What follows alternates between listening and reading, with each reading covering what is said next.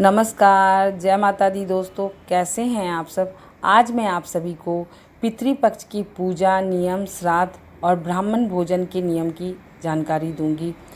ब्राह्मण भोजन में क्या सावधानी बरतनी चाहिए और कैसे ब्राह्मण भोजन करवानी चाहिए, उसके साथ कहाँ पिंडदान करना चाहिए और भोजन में क्या क्या चीज़ बनाना चाहिए और क्या भोग लगाना चाहिए, आइए दोस्तों हम जानते हैं।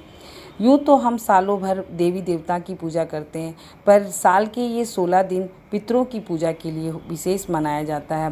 पितृपक्ष के दिन हम सभी लोग पितरों की पूजा और आशीर्वाद की कामना करते हैं, जिसमें कि पूजा पाठ, श्राद्ध, हवन और तर्पण का विशेष महत्व है।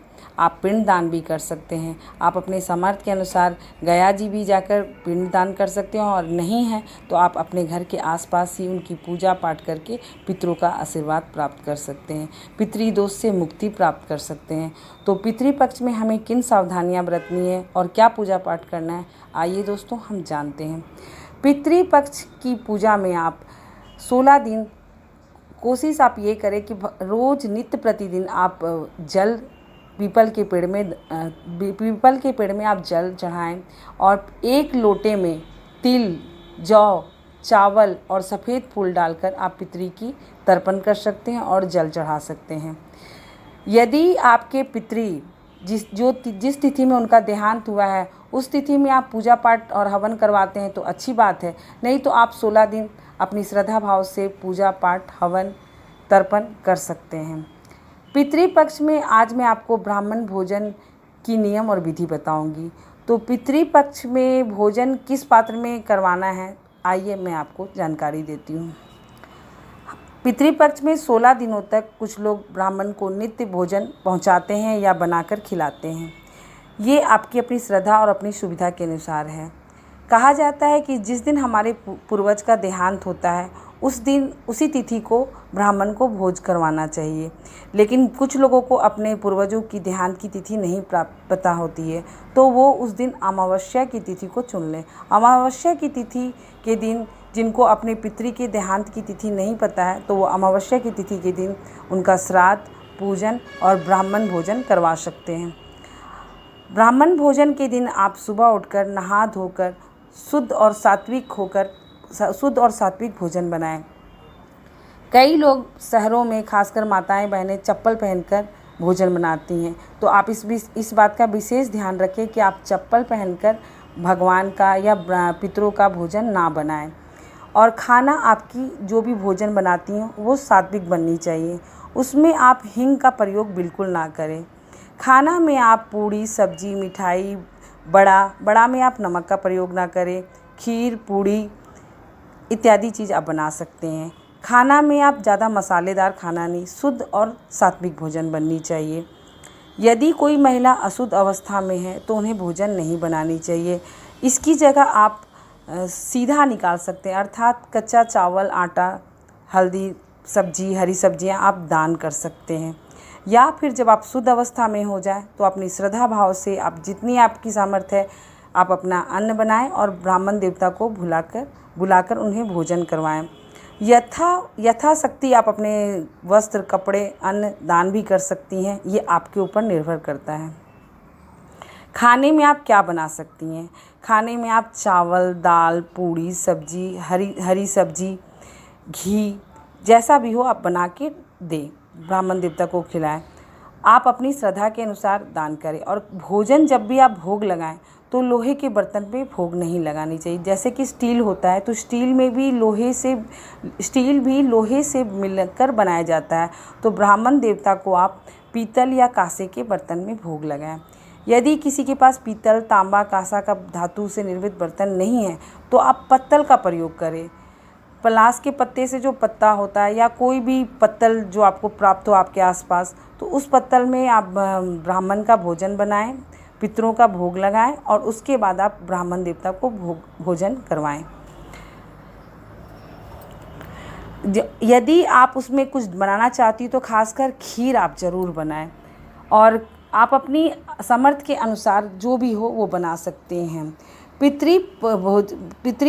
ब्राह्मण भोजन के पहले आप सबसे पहले अपने पूर्वजों की तस्वीर रखें, उनको अक्षत चंदन अक्षत और चंदन का तिलक लगाएं, सफ़ेद फूल चढ़ाएं और उसके बाद पहले अपने पितरी लोग को भोग लगाएं। और साथ में एक थाली में आप 5 जगह दोने रखें और 5 तरह की सब्जी, 5 तरह का अनाज, जो भी आप घर में पकवान बनाए हैं, जो भी आपके ये बनाए हैं, 5 जगह आप उसको लगाएं। इसे आपको किसे देना है? आपको गाय, कुत्ता, कौवा, चींटी और चिड़िया को देना है।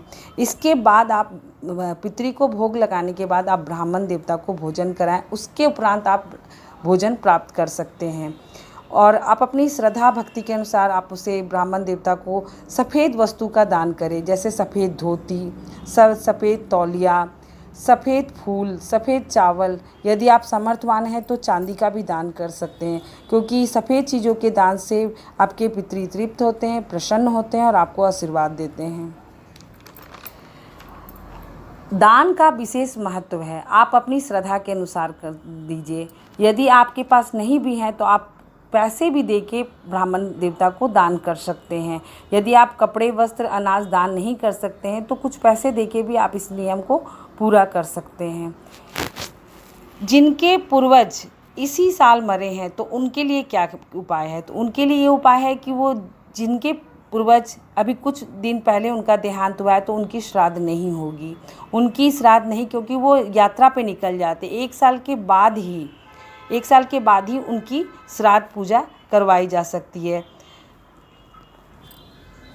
यदि आपके पास चांदी का बर्तन है तो आप चांदी के बर्तन में ही अपने पितरी को भोग लगा सकते हैं, और यदि चांदी के बर्तन नहीं है तो आप पत्तल के थाली में रखकर उसे आप पितरों को भोग लगा सकते हैं। और पितरों के भोग लगाए हुए जो भी प्रसाद है वो आप उसे अपने घर की छत पर या बालकोनी पर रख सकते हैं, ताकि पंछी, चींटी, कौवा उसे खा ले और जिससे आपकी पितरी तृप्त हो जाएंगे।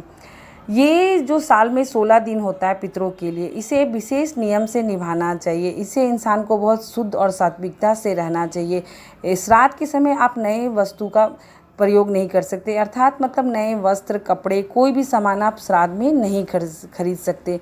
पूजा पाठ या किसी की गृह प्रवेश है या शादी ब्याह का कोई काम है, कोई भी शुभ काम आप नहीं कर सकते हैं। श्राद्ध में आपको कई बातों का ध्यान रखना पड़ता है और श्राद्ध का जो भोजन है वो 12 से 1:30 बजे तक करवा लें, क्योंकि श्राद्ध का जो भोजन का टाइम होता है मध्यांतर काल में किया जाता है। ब्राह्मण भोजन करवाने का मतलब होता है कि साक्षात अपने पूर्वजों का भोजन करवाना। आपके आसपास ही पितरी रहते, ये 16 दिन भगवान के लोक से पितरी आपके आसपास ही होते हैं। वो किसी भी रूप में, गाय, पंछी, कौवा, किसी भी रूप में होते हैं। इसलिए आप जब भी किसी गाय, कौवा, पंछी को देखें तो उसे आप अपने घर की रोटी लाके ज़रूर खिलाएं।